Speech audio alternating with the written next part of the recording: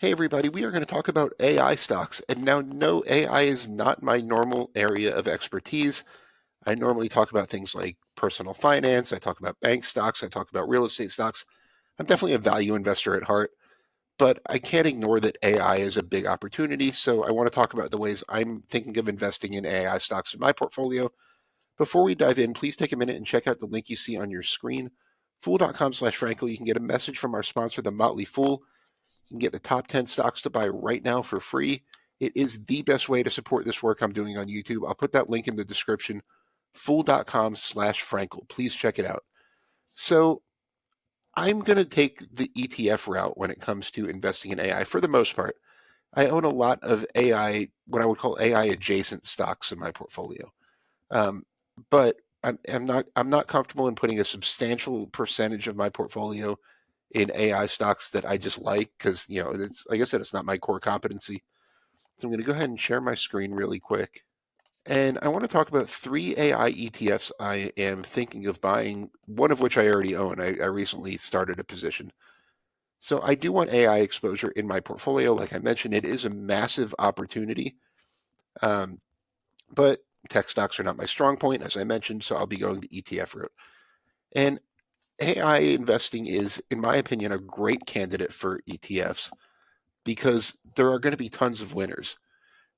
It's one of it's one of those industries where it's like when the internet started to become commercially available. It's just there's a lot of winners if you invest in the whole thing. Like if you had invested in the Nasdaq, um, in the in the mid '90s, the whole index did well. Sure, it crashed in '99, but then if you look at the long-term chart, the Nasdaq has been just a great place to be over the last like 3 decades, and it's because there have been a ton of winners. So the first one on my radar, and there are three that I will talk about here, is the Global X Robotics and Artificial Intelligence ETF. Ticker symbol is BOTZ. And it's a fairly large ETF for a specialized one with a little over $2.5 billion of assets, that expense ratio of 0.68. So that means that for every $1,000 you've invested, your annual investment costs are going to be $6.80. That's not a fee you have to pay. It's just going to be reflected in the fund's performance. It's on the higher end for an index fund, and that's exactly what this is.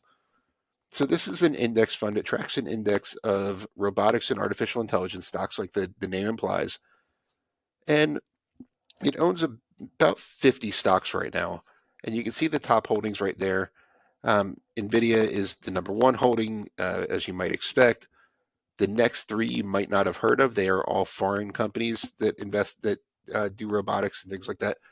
This is one thing I would emphasize. This is a very robotics heavy way to invest in AI. There's a lot of robotics exposure here. Intuitive Surgicals are the robotic surgery machines. Um, so solid index fund, one that I'm thinking of adding to my portfolio. I have not yet.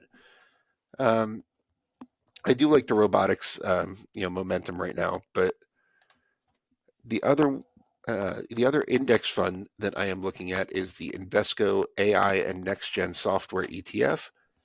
Ticker symbol is IGPT, kind of like ChatGPT. So think of that when you hear this name. Relatively small ETF, a little over $400 million under management. It is the cheapest of the three in terms of the investment expenses. 0.58% expense ratio is it's not a cheap ETF by any means. Like the Vanguard S&P 500 ETF has a 0.03% expense ratio, but for a highly specialized index fund like this, it's perfectly reasonable. It tracks an index known as the Stocks World AC Next Gen Software Development Index. That's a mouthful, but the top holdings, there's about 100 stocks in this one. It is a weighted ETF, so meaning that the bigger positions make up, certain positions make up a bigger weight of the index, which is why you see so many of the larger companies that have a lot to do with this kind of technology at the top. NVIDIA is one of them. Meta Platforms and NVIDIA are tied for the number one position in this ETF. Alphabet or Google is number three. AMD is up there. a chip maker just like NVIDIA, Intuitive Surgical, the same robotic surgical company that was in the first ETF. So those are the two AI index funds that I'm looking at. My problem with the AI index funds is they're all weighted indexes. They all place a lot of emphasis on the big companies. As you saw, NVIDIA is, as you would expect, the number one holding of both of these. The one that's on your screen right now, the Invesco AI Next Gen Software ETF in particular, has a lot of emphasis on the big tech stocks that if I could buy a NASDAQ index fund and get most of the same exposure here. Um, you know, all of these are top holdings in the NASDAQ. So the third one on the list, and this is the one that I've already bought. So this is the one I already own. This is the ARK Autonomous Technology and Robotics ETF. Ticker symbol is ARKQ. A little over $900 million in assets. This is run by ARK Invest, which is the company that Cathie Wood, the notable tech investor, runs.